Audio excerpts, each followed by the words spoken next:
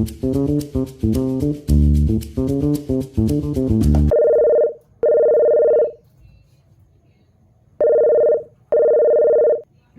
good day. Mabuhay. Thank you for calling Nuwak Imal Uyaw Restaurant. Christian speaking. How may I help you?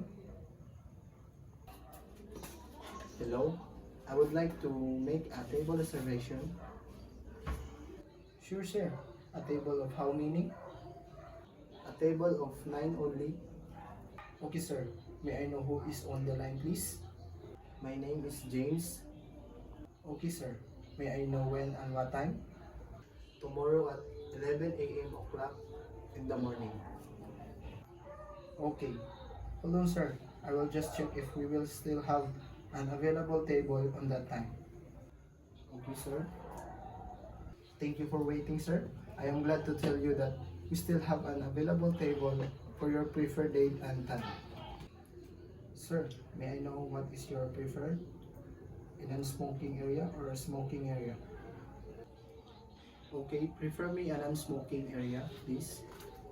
Okay, sir. Do you still have any request or concern you want us to consider? No more?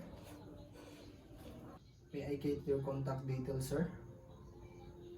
My phone number is 0955-75332-252. Your contact number is 0955-75332-252. Am I correct, sir? May I ask your mode of payment, sir? I prefer in cash. Okay, sir. Let me repeat your details for Mr. James. A table reservation for 9 person tomorrow at 11 a.m. o'clock in the morning. And prefer a non-smoking area. Am I correct, sir? Yes, that's correct. Anything else, sir? Nothing. Thank you. Okay, sir. Thank you for calling Nuwak Imal Uyaw Restaurant. We will expect you tomorrow morning. Have a nice day. Thank you.